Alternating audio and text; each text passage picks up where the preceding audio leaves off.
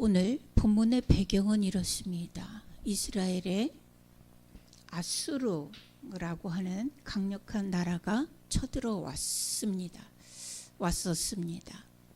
아수르는 아시지요? 아수르 하면 누가 떠올라요? 요나가 떠올라야지요.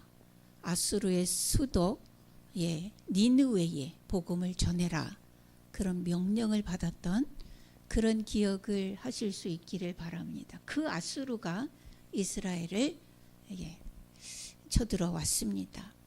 어쨌든 하나님의 은혜로 전쟁은 19장에 보면 끝났고요. 동시에 어떤 일이 있는가 하면 히스기야 왕이 병이 들었습니다. 1절에 보면 다 같이 보세요. 그때 히스기야가 병들어 죽게 되매, 그냥 몸살이 난 정도가 아니라 그 병으로 죽게 되었다. 아모스의 아들 선지자 이사야가 그에게 나와서 그에게 이르되 여호와의 말씀이 너는 집을 정리하라, 내가 죽고 살지 못하리라 하셨나이다. 이 상황이 됐어요. 자, 이런 상황에 하나님의 말씀이 선지자를 통해서 당사자에게 전해졌습니다. 전쟁이에요. 그래서 안과 밖이 피폐해졌어요. 전쟁은 정말로 가난과 혼란을 가져옵니다. 우리도 6.25 전쟁을 겪었지만 저는 전쟁을 겪은 세대는 아니고 전쟁 직후에 태어난 세대입니다만은 어렸을 때 보면 참 못 살았어요. 진짜 못 살았어요. 하수구가 어디 따로 있어요? 그냥 구멍 뚫어놓으면 하수구인 거고 갖다 휙 버리면 거기가 하수구인 거예요. 정말 내전이라고 하는 것은 그 민족을 피폐하게 만드는 것 같아요. 그리고 참 가난하게 만들어요.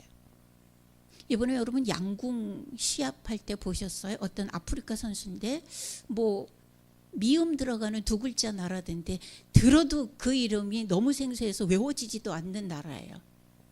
그 양궁을 할 때는 선수들이 이 오른쪽에 보호대를 차고 나온대요, 가죽으로. 근데 그 선수는 그냥 티만 하나 입고 나왔어요. 그러고 쐈어요. 우리나라 최고로 잘하는 선수하고 붙었어요. 여지없지요. 우리나라 선수는 10점 계속 쏘고 실수해야 9점 쏘는데 이 선수 열심히 쐈어요. 10점도 쐈어요. 몇 점도 쐈어요. 근데 마지막 발이 쐈는데 탕 하고, 제가 그건 보았었거든요. 탕 하고 박혔는데 화살이 안 보여. 어디 갔지? 중계하는 사람들도 깜짝 놀라서 그러고 말을 못해요. 그랬는데 나중에 보니까 1점에 쐈어요.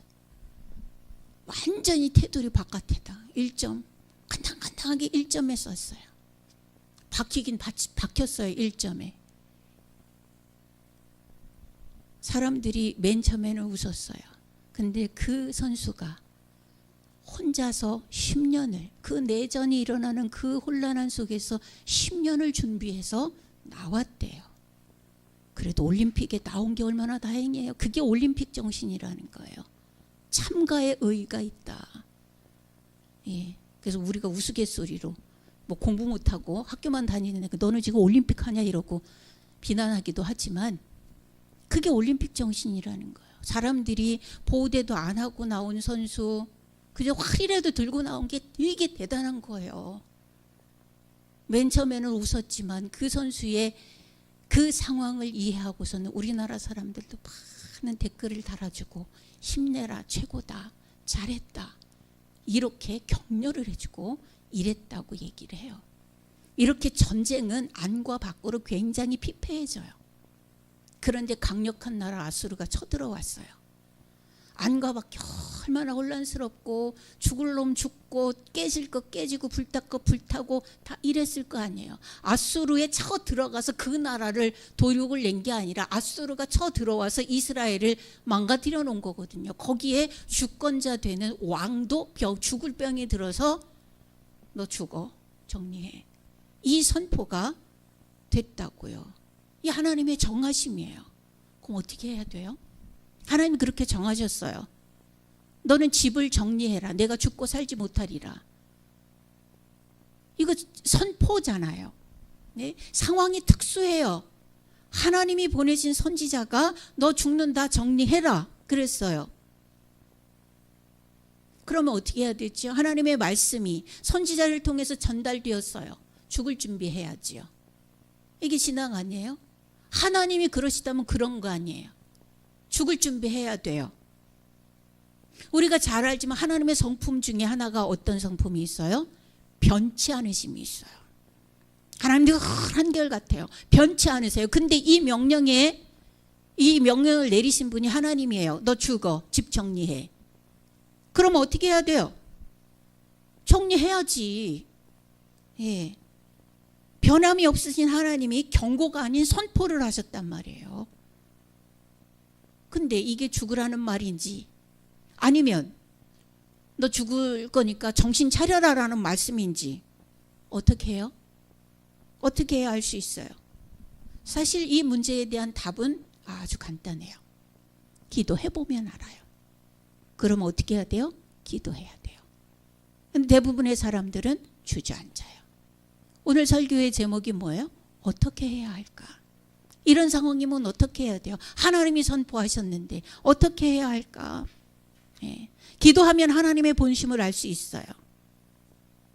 그 누구도 히스기야에게 왜 하나님의 뜻을 너 죽는다고 집을 정리하라는데 주변을 신변을 정리하라는데 왜 정리하지 않고 기도해? 라고 하나님의 뜻을 받들지 않았다고 따질 수 없어요.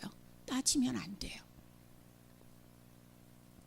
그 말을 듣고 히스기야는 고민을 하지 않았어요.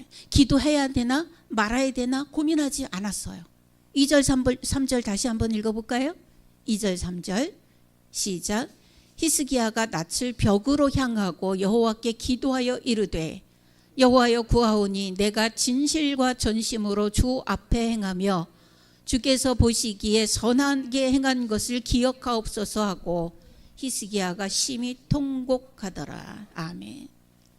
여러분 우리가 생활 속에서 늘 자주 많이 하나님이 기뻐하시는 일들을 저축해둘 필요가 있는 것 같아요. 이 기도를 보면. 그죠? 하나님의 선포가 있어요. 너 죽어. 그러니까 집 정리해. 라고 했더니 벽을 향하여 돌아앉아가지고 하는 기도가 하나님 내가 하나님 보시기에 선하게 행한 것을 기억하옵소서. 이 기도를 해요. 기도에는 정답이 없어요. 그래서 다른 사람들의 기도에 대해서 판단하면 안 돼요. 판단하면 안 돼요. 왜요? 하나님이 들으시거든. 그 기도도 하나님이 들으시거든요. 그렇기 때문에 어떤 상황에서 기도하지 못하거나 기도하지 말아야 될 상황은 있다 없다? 없다. 기도하지 못할 상황도 없는 것이고 기도하지 말아야 될 일도 없는 거다. 기도로 사시기 바랍니다. 우리 한번 예를 들어 보십시다. 하나님 변치 않는 하나님이에요. 너 죽어 집 정리해 라고 하셨어요. 이거는 박힌 거예요. 그럼 하나님은 이거를 우리는 지금 결론을 알아요. 변화시켰어요. 시간을 연장시켜 주셨어요. 이런 예가 히스기야에게만 있느냐? 그렇지 않다. 우리 출애굽기 32장 한번 찾아보세요. 출애굽기 32장 9절로 14절입니다.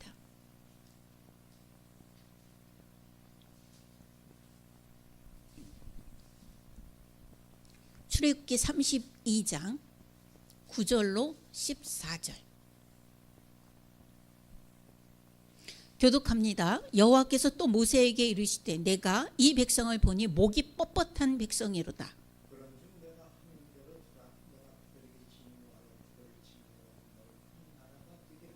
모세가 그의 하나님 여호와께 구하여 이르되 여호와여 어찌하여 그 큰 권능과 강한 손으로 애굽 땅에서 인도하여 내신 주의 백성에게 진노하시나이까.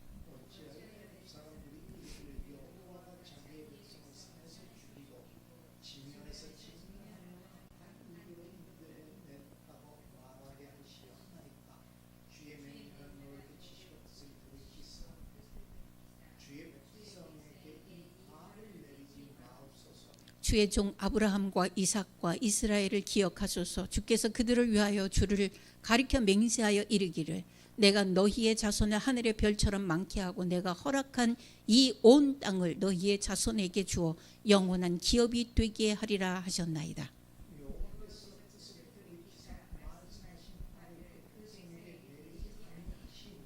아멘. 하나님은 겁주시는 하나님이에요? 아니면 뻥치시는 하나님이신가요? 너 죽어 집 정리해. 그래놓고 살려주시고, 니네들은 정말 소망이 없구나. 어쩜 그렇게 목이 뻣뻣하니. 왜 이런 얘기가 나와요?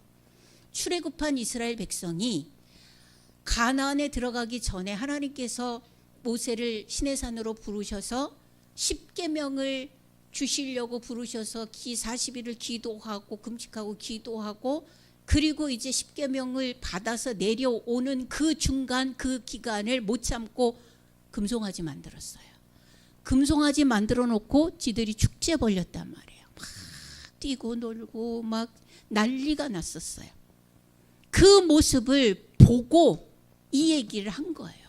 너희는 목이 뻣뻣한 백성이로다. 그래서 내가 하는 대로 내버려 두라. 나는 진노했다. 그들을 진멸하겠다. 진멸이 뭐예요? 완전히 싹 쓸어서 흔적도 남기지 않겠다라고 얘기를 한 거예요. 그럼 하나님은 변치 않으시는 하나님이잖아요. 이렇게 할 거예요. 모세가 가로막아요. 뭐라고? 하나님, 그렇게 큰 권능과 강한 힘으로 출애굽, 애굽에서 그 10가지 기적 재앙을 다 치르고 나온 백성입니다. 하나님이 의도대로 꺼내내셨잖아요. 그리고 아브라함에게, 이삭에게 뭐라고 약속하셨어요? 네 자손에게, 네 자손을 별과 같이 많게 하고 네 자손을 이 땅으로 이끌어들여 풍성한 삶을 살게 하리라 약속하셨잖아요. 그런데 이 백성을 다 진멸하시면 누가 남아서 가나안 땅에 들어가는 거예요? 라고 기도해요. 그랬더니 하나님께서 어떻게 하셨어요? 그 말씀하신 화를 그 백성에게 내리지 아니하시니라. 이스라엘 백성이 죽을 때에 하나님의 진노가 더해졌어요. 진멸의 결정이 내려졌어요. 그러나 모세의 중보기도로 하나님은 그 결정을, 형태를 바꾸세요. 여러분 잘 기억하셔야 돼요. 하나님이 완전히 그걸 없애는 게 아니라 형태를 바꾸세요. 형태를 바꾸었다는 뜻을 알아들으시나요? 어떻게 형태를 바꾸셨어요? 이 백성 가나안 땅에 못 들어가요. 못 들어가요. 광야 40년을 뺑이질을 치다가 출애굽해서 나온 백성은 싹 다 죽을 때까지 하나님이 기다리세요. 그리고 광야에서 새로 난 그 젊은이들만 가나안 땅에 들어가게 하세요. 여호수아와 갈렙 빼고 형태를 바꾸시는 거예요. 자, 예수님 대속의사역. 누가 지금 자기가 누구를 대속해서 감방에 혼자 들어가 앉았다. 그래서 너희들이 지금 뭔가를 누리는 것이다. 이런 얘기를 했다는데 누군지 아시죠? 자, 예수님의 죽으심을 우리는 대속이라고 얘기를 해요. 그런데 예수님이 왜 그렇게 죽으셨고 결과는 어떻게 됐어요? 죄 때문에 죽으셨어요. 우리의 죄, 나와 여러분 각자의 죄를, 전 인류의 죄를 뭉뚱그려서 다 쓸어 안고 그 값을 치르셨어요. 왜? 죄의 삭은 사망이니까. 누구든지는 그거를 위해서 죽어야 돼. 다 각자 죽으려면 다 죽어야 돼요. 그럼 하나님의 나라는 텅텅 비잖아요. 지옥은 만원이잖아요. 하나님의 뜻이 그 뜻이 아니잖아요. 그러니까 예수님을 통해서 죄값을 치르고 십자가에 죽게 하셨어요. 그 하나님의 죄의 삭은 사망이다. 이건 하나님의 정하심이에요. 그런데 예수님의 대속을 통해서 어떻게 됐어요? 데살로니가전서 5장 9절 10절에 보면 이 일로 하나님이 우리를 세우심은 노하심에 이르게 하심이 아니요 오직 우리 주 예수 그리스도로 말미암아 구원을 받게 하려 하심이라. 예수 그리스도를 통하여 예수님 안에 들어가기만 하면 누구든지 구원을 받고 누구든지 천국에 들어갈 수 있어요. 그놈이 진짜 나쁜 놈일지라도. 그놈이 진짜 나쁜 놈일지라도. 어떤 사람이 그랬지요? 그랬다지요. 어떤 시골에 진짜 나쁜 놈이 있을 때 행패 많이 부리고 하는 모든 짓은 사람들에게 불편을 끼치고 이런 놈이 있었어요. 근데 그가 죽을 때 예수님 믿고 예수님 믿었어요. 우리는 성경대로라고 하면 그는 천국 갔다고 믿어요. 그랬더니 그 지역에 정말 현자인 그리고 선하게 사신 그 어른이 그런 얘기를 했대요. 저놈이 천국 갔으면 나는 그 천국은 안 갈란다. 그 사람 때문에 자기가 천국을 포기하고 지옥 갈 필요는 없잖아요. 네 몫의 천국도 있어요.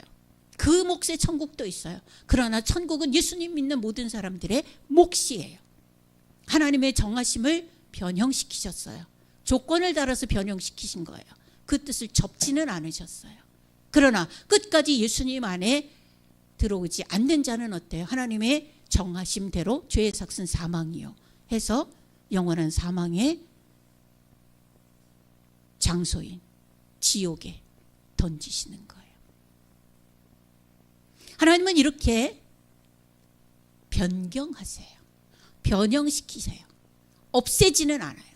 변형시키세요. 요엘 선지자나 그 밖에서 모든 선지자들의 권면을 보면 하나님은 자기의 뜻을 굽히시는 분은 아니에요. 변덕쟁이가 아니에요. 이랬다 저랬다 죽여 그랬다가 살려주고 살려줬다가 또 혼내고 이렇게 해서 자기 기분에 따라서 헷가닥 우리의 행하는 일대로 헷가닥 하는 그런 분이 아니에요. 하나님의 정하심은 하나예요. 분명해요. 그러나 뭐를 깔고 있어요? 사랑과 은혜를 깔고 있어요. 여러분 마태복음 15장에 그 예수님 만나셨던 시돈 지방에서 예수님 만나셨던 가나안 여인을 기억하시나요? 그의 아들이 병들었어요. 그래서 예수님께 와서 고쳐달라고 애원해요. 그 예수님이 예수님 같지 않은 대답을 하세요. 뭐라고 대답하시느냐 하면 내 자녀의 떡을 개들에게 줄 수 없다라고 단칼에 자르셔요. 예수님답지 않아요. 예수님 누구예요? 성자 하나님이시잖아요. 그런데 예수님이 그 여인의 말을 들어요. 어떤 말을? 여인이 그 얘기를 해요. 옳소이다. 그러나 개들도 주인의 상에서 떨어지는 떡을 부스러기를 먹고 삽니다. 부스러기라도 주세요 라는 뜻이에요. 예수님이 그 말씀을 듣고 칭찬하세요. 여인아 딸아 내 믿음이 너를 구원하였도다 라고 얘기를 하세요. 예. 내 믿음이 크다 내 소원대로 되리라 이런 얘기를 하세요. 이렇게 이 모든 일의 결론은 하나님이 결정을 바꾸신 것이 아니라 지금 당장 이렇게라고 하는 방법을 바꾸시는 거예요. 방법을 변경하시는 거예요. 무엇 때문에? 조건이 있어요. 두 가지가 있어요. 이 가나안 여인에게 한 것처럼 또 침상의 친구들에 의해서 들려서 왔던 그래서 지붕을 뚫고 이렇게 내려옴을 받았던 그 중풍병자에게 말씀하셨던 것처럼 공통분모가 뭐냐 하면 그들의 믿음을 보시고 중풍병자에게 이르시되 작은 자야 안심하라 내 죄 사함을 받았느니라. 믿음이에요. 믿음. 어떤 결론이 있든지 어떡하지? 죽을 준비하고 다 버릴 것 버리고 그런 짓만 할 것이 아니라 살지 죽을지는 기도해 보면 알아요. 거절하셨을지라도 하나님 앞에 믿음으로 나아가 기도하면 하나님의 뜻을 알게 되어져요. 야고보서 5장 16절에도 그런 얘기가 있어요. 아프면 장로를 청해서 교회의 장로, 교회 목회자를 통해서 함께 기도해라라고 말씀하시면서 그러므로 너희 죄를 서로 고백하며 병 낫기를 위하여 서로 기도하라. 의인의 간구는 역사하는 힘이 큼이니라. 의인의 간구는 역사하는 힘이 큼이니라. 히스기야가 그랬어요. 이 가나안 여인이 그랬어요. 중풍병자를 데리고 왔던 그 내 친구가 그랬어요. 예수님이 그랬어요. 뭐라고요? 의인. 하나님 내가 하나님의 목전에서 선한 일을 행하였음을 기억하소서. 믿음과 의를 인하여 하나님은 그의 계획에 모양을 바꾸실 수 있다. 그럼 어떻게 기도해야 될까? 그럼 어떻게 기도해야 될까요? 첫 번째는 결단해야 돼요. 여러분, 기도해야 된다는 거 우리 모르는 사람 여기 있어요? 없어요. 근데 기도해요? 잘 못하잖아요. 결단해야 돼요. 히스기야 2절 3절 다시 한번 보세요. 히스기야가 낯을 벽으로 향하고 여호와께 기도하여 이르되 여호와여 구하오니 내가 진실과 전심으로 주 앞에 행하며 주께서 보시기에 선하게 행한 것을 기억하옵소서 하고 심히 통곡하더라. 벽을 향했다는 게 뭐예요? 세상을 바라보는 게 아니에요. 넓은 데를 보는 게 아니에요. 나는 오직 하나님뿐입니다. 나는 유일하게 하나님밖에 길이 없습니다에 대한 고백이에요. 결단이에요. 결단해야 기도할 수 있어요. 기도의 방법은요, 예수님이 바리새인들을 야단치면서 하셨던 것처럼 골방에 들어가서 사거리에 서서 두 손 들고 두 팔 들고 주여 하고 뭐 미사여구 잔뜩 써서 기도하는 것, 그것이 아니라 골방에 들어가서 하나님만 부르짖고 하나님이 아니면 죽습니다. 목숨 걸고 기도하는 거예요. 그 결단을 해야 돼요. 예수님이 새벽 오히려 미명에 아무에게도 방해받지 않을 수 있는 그 시간에 그런 장소에 가서 예수님도 외쳐 기도하셨던 것처럼 우리가 각자 시간을 정해놓고 무릎을 꿇는 기도의 결단, 바쁜 일을 내려놓고 무엇보다도 우선해서 이것 하고 시작하는, 이것 하고 그 결단을 해야 된다는 거예요. 결단을 해야 기도할 수 있어요. 그리고 마음을 다해야 기도할 수 있어요. 전심으로. 하나님은 그냥 되든 말든 그냥 중언부언하고 여러분 달라요. 되든 말든 그냥 좋은 말 섞어서 그래 영광 받으소서 이러고 기도하는 것을 이야기하는 것이 아니에요. 지금의 기도는 진심으로 마음을 다해서 전심으로 하나님 앞에 이야기해야 돼요. 어떻게? 솔직하게 있는 그대로를 가지고 솔직하게 얘기해야 돼요. 아무리 미사여구를 쓰고 포장을 해도 하나님 앞에는 통하지 않아요. 차라리 하나님 죽여주세요가 맞지. 그렇죠? 하나님 앞에는 그렇게 솔직하게 기도해야 돼요. 오직 하나님뿐이 없습니다. 오직 유일합니다. 이거 아니면 나는 죽어요. 그런 기도여야 돼요. 거기에 어떤 믿음을 가지고 예수님이 십자가에서 이루신 그 모든 것들을 갖는 그 믿는 사실을 믿는 믿음을 가지고 기도하는 거예요. 하나님의 살아계심과 하나님의 전능하심을 믿는 그 믿음을 가지고 기도하는 거예요. 두려움이 있어요. 의심을 이기면서 하나님께 나아가는 그 믿음을 가지고 유일하신 생명의 하나님, 길은 이것밖에 없다고 믿는 그 믿음을 가지고 나아가 기도하는 거예요. 이 믿음으로 드리는 기도가 전심으로 드리는 기도로 이어져요. 여러분, 기도할 때는 솔직하게, 사람 앞에는 솔직하지 않은 경우가 우린 많아요. 나타내기도 해야 돼요. 변장도 해야 돼요. 잘난 척도 해야 돼요. 없는 척도 해야 돼요. 절절거리기도 해야 돼요. 까불지 말라고 욕도 해야 돼요. 하나님 앞에 그럴 필요 없어요. 하나님 앞에는 있는 그대로 나아가, 아니면 아니라고 얘기해야 돼요. 죽을 죄를 졌으면 죽여달라고 얘기를 해야 돼요. 은혜가 필요하면 하나님밖에 없습니다. 유일합니다. 간절히 마음을 찢어야 해요. 이렇게 해야 기도가 돼요. 결단했으면 기도할 수 있도록 성령님께 도와달라고 기도하고 요청하고 입술을 열어서 소리내서 기도하기 시작해야 돼요. 속으로 웅얼웅얼하면 오히려 우리가 이 육신을 가지고 있는 우리가 속으로 웅얼웅얼하면 주의 집중력이 떨어져요. 잠들지도 몰라요. 그거는 절박한 기도가 아니에요. 하나님 앞에 간절히 기도하고 소리내어 부르짖어 기도하기 시작하면 영이 열려요. 그 영이 열리는 기도는 깊은 묵상이 아니에요. 그냥 속으로 그냥 생각하는 것이 그 깊은 묵상이 되어지기가 어려워요. 부르짖어 기도해야 해요. 기도할 때는 반드시 솔직하게 그리고 자기의 수준 이상을 넘어서려고 노력하지 말아요. 내가 가지고 있는 그 수준으로 기도하면 하나님이 하나님의 수준으로 나에게 맞게 응답하세요. 애들이요, 다 키워보셨잖아요. 애들 아기 때, 어렸을 때 엄마한테 징징거리고 자기의 요구를 이야기할 때, 그때 한번 해보세요. 자기 수준의 자기 표현으로 얘기하잖아요. 자기 수준으로.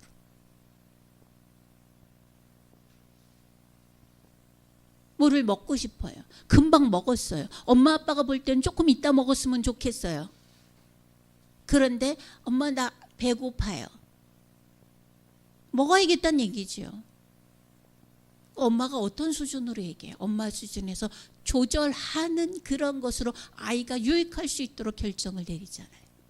하나님 앞에 나아갈 때는 솔직하게 내 수준을 따라서 그냥 이야기하면 돼요. 다 들으시는 하나님이에요. 다 아시는 하나님이에요. 다 보고 계신 하나님이에요. 거기에 내 수준에 맞게가 아니라 하나님의 능력 전체를 다 쏟아부어서 내 형편에 맞게 꼭 필요한 대로 먹고 죽을 만큼이 아니라 이것을 유익하게 은혜로 느끼고 사용할 수 있을 만큼 주시는 거예요. 우리는 하나님의 뜻을 다 알 수 없어요. 그러나 기도해 보면 알아요. 기도해 보면 알아요. 기도 많이 하는 사람한테 뭐 이거 갖고 기도해 보라고 얘기하지 마세요. 그건 그 사람의 기도가 아니에요. 어떤 사람은 저한테 그런 얘기들 많이 해요. 목사님 이거 한번 기도해 보세요. 나 이거 뭐 장사해야 돼요, 말아야 돼. 내가 뭐 복채받는 점쟁이야. 네. 여러분이 기도하세요. 기도해 보면 알아요. 기도를 해야 하나 말아야 되나 고민할 필요가 없어요.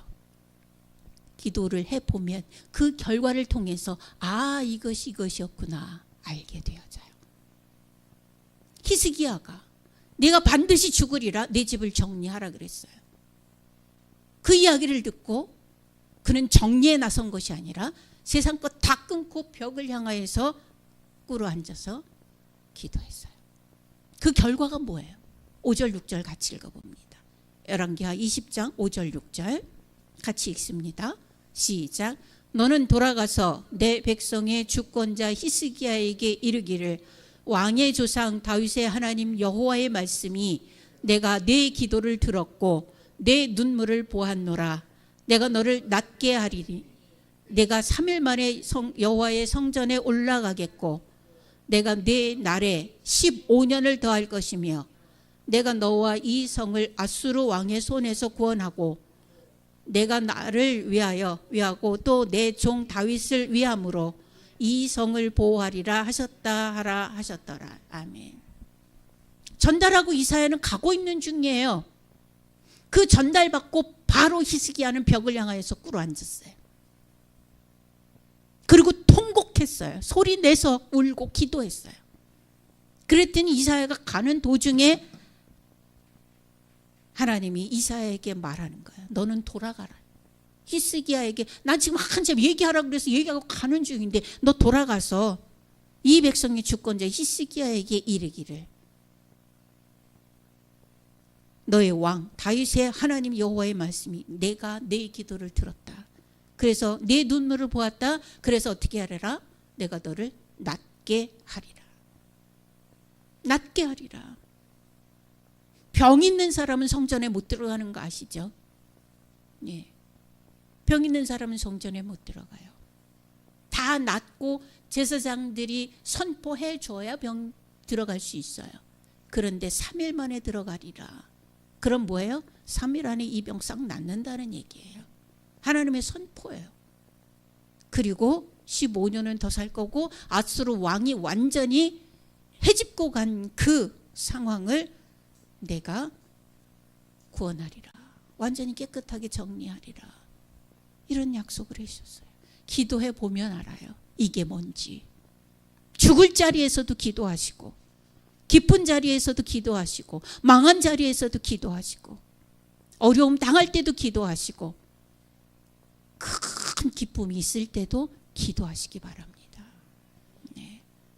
하나님 앞에 전심으로 성령으로 기도해서 마음에 참된 쉼과 회복과 선한 응답의 역사가 나타나는 기도 생활을 하시는 성도들이 되시기를 주의 이름으로 축원합니다. 기도하겠습니다. 하나님, 어떻게 보면 하나님이 변덕스러우신 것 같지만 하나님은 늘 한결같고 하나님의 전제는 언제나 사랑과 은혜와 구원에 있음을 봅니다. 그러나 우리의 인격과 영성이 변덕스러워서 조금 잘 나가게 되면 하나님이 은혜를 베푸시나 보다, 나에게 은혜를 주셨네 라고 말하지만 좀 어려우면 하나님이 계시니 안 계시니, 교회를 가니 안 가니, 이런 얘기를 통해서 우리는 우리의 신앙을 엎었다 뒤집었다 합니다.